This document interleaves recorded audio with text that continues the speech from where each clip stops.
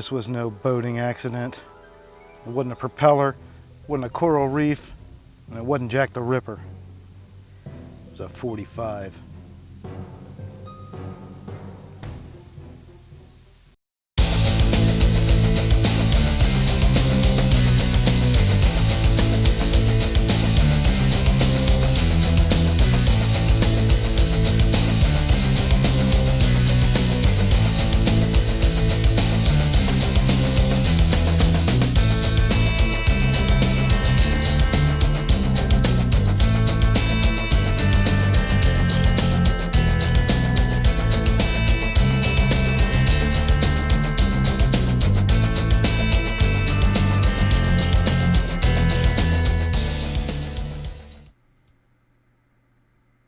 Made in the USA, a product of craftsmanship, skill, and pride.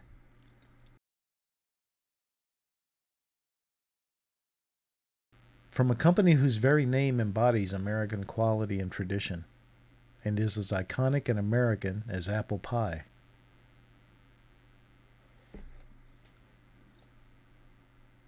Constructed of high-quality stainless steel and trimmed with beautiful wood grips and contrasting black hardware.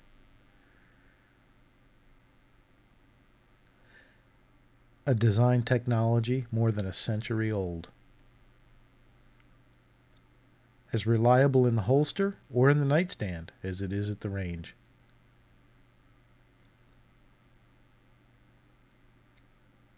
Combining the most modern machining technologies and exacting tolerances with hand-fitted craftsmanship.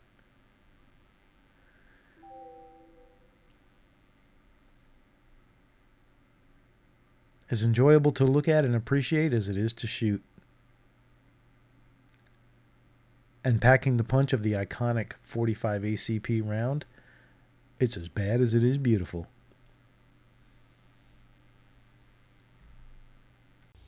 But wait a minute. The concept of the 45 ACP slugfest is to compare two different guns. So which one was I just describing? The answer? Both of them. The Ruger SR1911 and the Smith & Wesson Model 625. So the SR1911 and the Smith & Wesson 625 are obviously vastly different in their design and just the type of handgun that they are. One's a revolver, one's a semi-automatic. But they have more in common than just the 45 ACP caliber that they fire. So mostly for the fun of it, let's take a look at these two pistols and compare and contrast, see what kind of things they have in common, see what kind of things are different, besides just one being a wheel gun, one being a bottom feeder. The Ruger SR1911, this is the CMD or Commander 4¼ inch. The Smith & Wesson Model 625 Jerry Michalik edition. 4-inch barrel. A couple of key stats. These are both solid stainless steel construction. Right now the Ruger SR1911 is wearing a set of rubberized grips. I just want to try those out while I'm shooting it today, but I'm going to put those wood grips back on. I've got a nice set of custom wood grips I'm going to put on there, and we'll show you that later. The Jerry Michalik edition Smith & Wesson 625 is wearing the Jerry Michalik wood grips. You can see there's obviously a bit of difference in size, but again, fairly comparable, fairly similar. The Smith & Wesson 625 weighs in at just over 40 ounces, and the SR1911 weighs in, the CMD 1911 weighs in at about 36 and some change, 36.4 I believe that is. The SR1911, as I said, has a 4.25 inch, 4¼ inch barrel. The 625 has a 4-inch barrel. But I'm going to talk about that a little bit later on. We're going to compare barrel lengths between these two guns. This one has a longer barrel, but this one actually has a longer barrel. And we'll talk about that later. All right, so enough sitting at the picnic table and yakking. It's a nice day at the range. It's going to be a hot day at the range, so let's get an early start, get out of here before the sun gets too nasty, and let's shoot these things. Ruger SR1911 CMD. It's a favorite.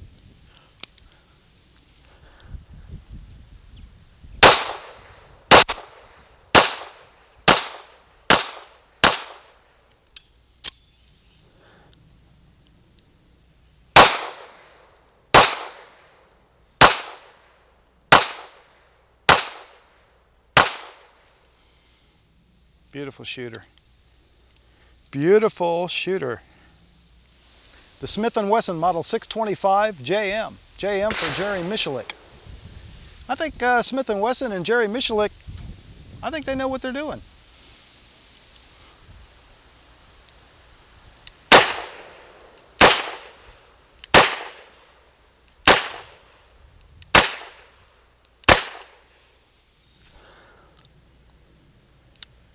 Man, even with sweaty hands, this thing is shooting great. Nice grip, trigger, awesome.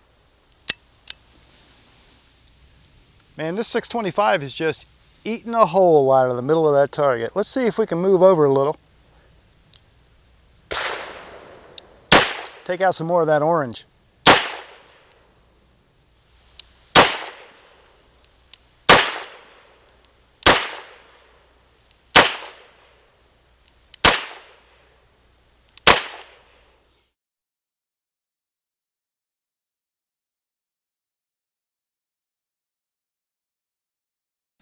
All right, let's do a little accuracy comparison. 10 yards. Have a target downrange at 10 yards with an orange dot on it. Have a camera on that target so you'll be able to see the hits. I'm using an ammunition that I've come to really like of late. Freedom Munitions. 45 ACP, of course. I've found this ammunition to be very reliable and very accurate, so I'm going to use this as my baseline. And I'm going to do 12 rounds. 2 groups of 6. Then we're gonna look at it, we're gonna paste them up, then we're gonna take the SR1911 and we'll do 12 rounds through it. I'm gonna go just single action only to make it fair.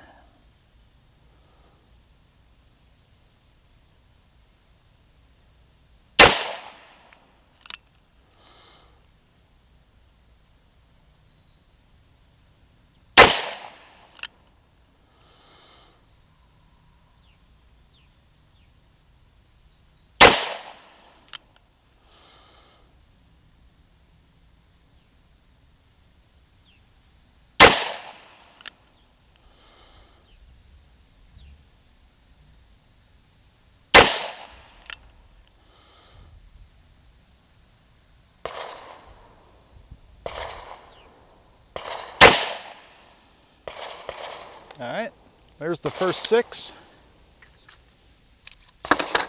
And from where I am, it looks pretty decent. All right, 6 more.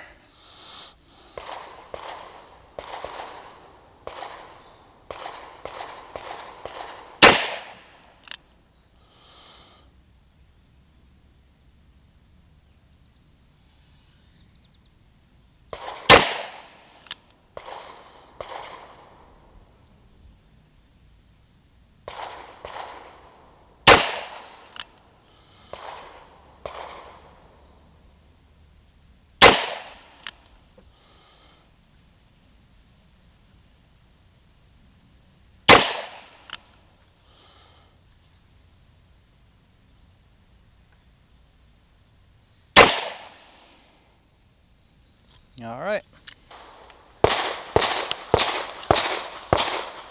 Sounds like my next door neighbor's having a lot of fun.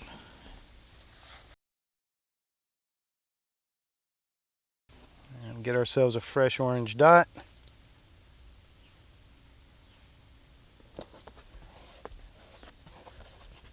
All right. Now let's try the SR1911. All right. Ruger SR1911. Same 10-yard distance. Obviously single action, because that's the only way it shoots.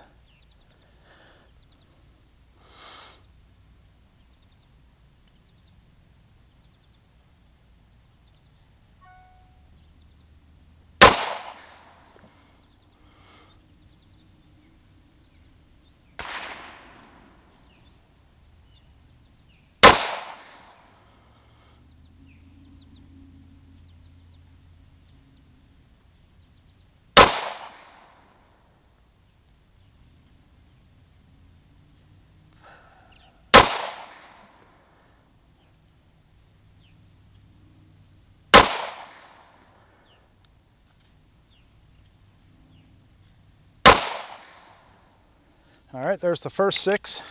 A little tiny bit low and a little tiny bit right.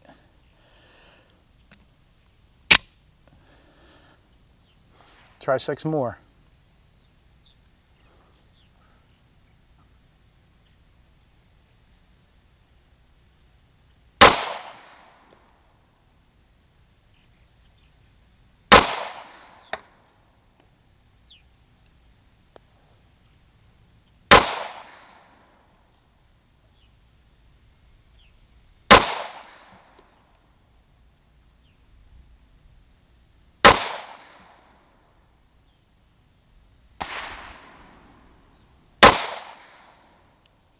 All right.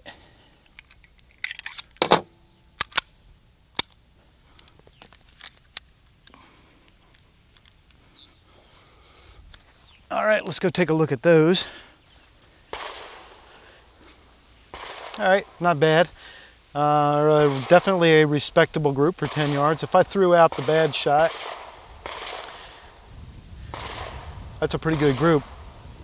So, not bad. Not quite as good as the Smith, but respectable group at 10 yards. Obviously, my aim point, this shoots more to point of aim. All right, I'm going to do another test with the SR1911 and the Smith & Wesson 625, and that is a chronograph test. I'm going to test the muzzle velocity of the ammunition from each of these guns. A lot of times I won't do that if the guns are really, really comparable in barrel length, and that's really the case here too. But it'll be interesting, and partially because I'm going to do Freedom munitions, and I've not chronoed that load yet, and I want to see what it is. And I also have a batch of reloads of my own that I want to chrono too. So, selfish reasons, but also a little bit of interest, and I'll tell you why. I mentioned already that the SR1911 has a 4¼ inch barrel.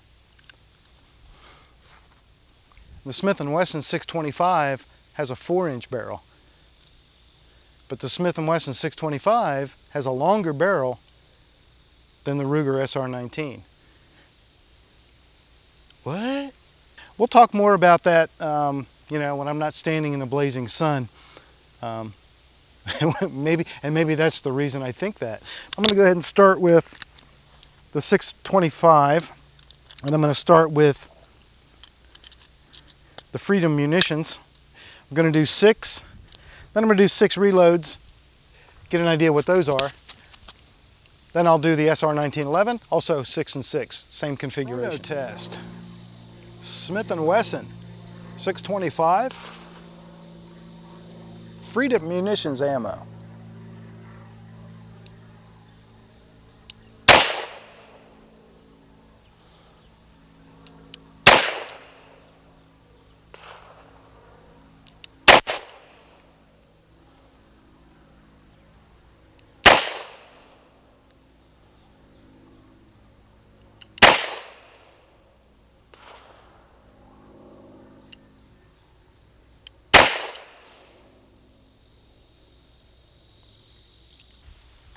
Average 817.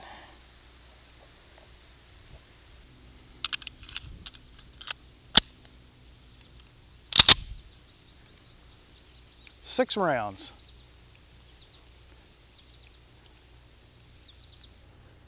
Freedom munitions. 230 grain. Full metal jacket.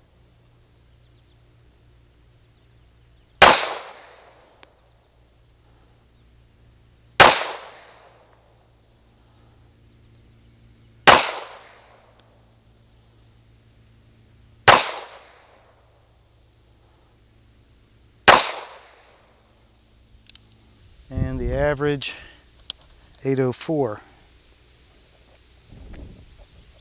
Now let's try some high quality ammo, some Just an Opinion reloads.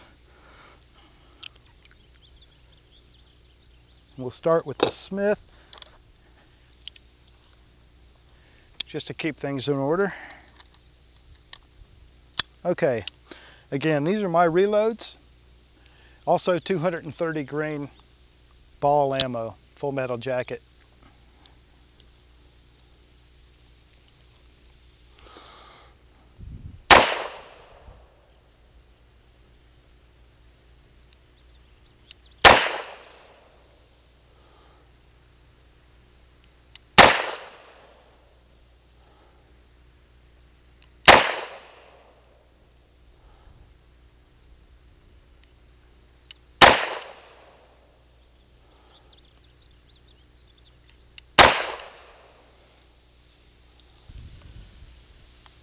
and the average 754. Just in opinion loads. In the SR1911. So, also the chronograph is about 12 feet downrange. So 12 feet from the muzzle is where we're taking this measurement.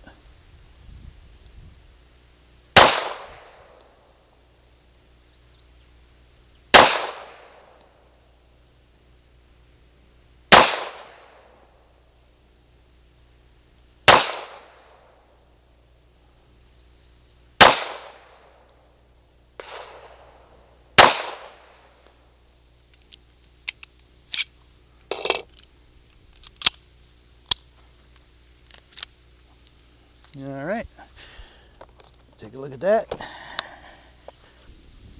Average of 718. These are soft. My 45 reloads used to be super hot, and I've deliberately tried to soften them, and I've done a good job. They are soft.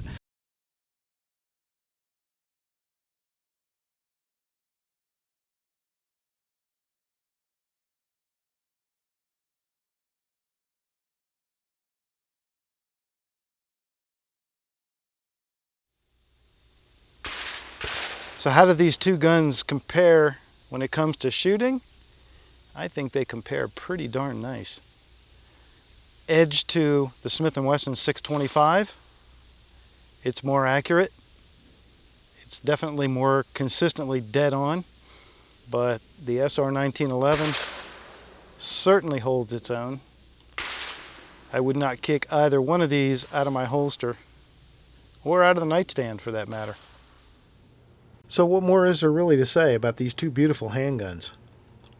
They're very different, but they're also very similar in many ways. They fire the same excellent caliber. They're both 4-inch barrels, or thereabouts, as we've seen. They're both constructed of stainless steel. They both have black trim, beautiful wood grips.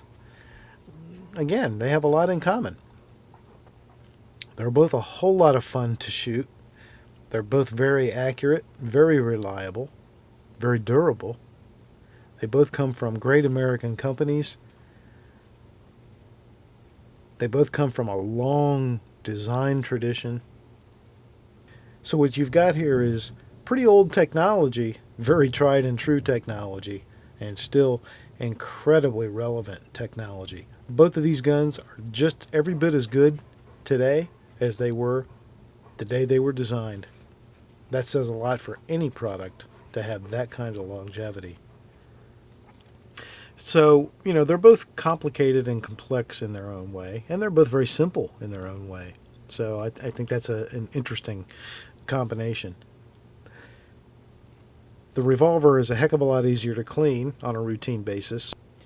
An advantage to the 1911 obviously is capacity. Even a 1911 by today's standards is low capacity, but even with a 7-round or an 8-round capacity, you can get increased capacity simply by adding magazine. This 1911 CMD from Ruger comes with a 7-round magazine, but it easily accepts an 8-round magazine and still has a flush mount, and you can even get extended magazines. So you can increase the capacity of a semi-automatic by increasing the size of your magazine. There is no such possibility with a revolver. Its capacity is limited to what it's designed for and what it's built for, and that's it. So there's certainly an advantage to the semi-automatic there. You've got a sight radius that's very comparable. We talked about the difference in barrel length, but if you look at the sight radius, let me try and match up the front dots here. You can see that the advantage actually goes to the 1911 by just a little bit, less than an inch of sight radius. If I match up the rear sight, you can see that a little better here. And it has more to do with where that dot is at the front. You've got that longer blade on the front of the Smith & Wesson with that gold bead dot. Slight advantage to the 1911 for sight radius, but both very comparable. Now, one advantage, obviously, to the Smith & Wesson 625 is that it has adjustable rear sight, adjustable for windage and elevation. A Ruger SR1911 is adjustable for windage only. So there we have it. I thought it was interesting and a lot of fun, actually, to put these two guns together in the third installment of the 45 ACP Slugfest. Again, it's just a great excuse for me to get them out and shoot them and have some fun and think about the two as how they compare to each other. So I had a lot of fun doing it. Hopefully it was fun to watch. All right, so instead of me just continuing to yak about these two guns, which I could do all day, as you well know, why don't we just look at some more shooting and be done with it?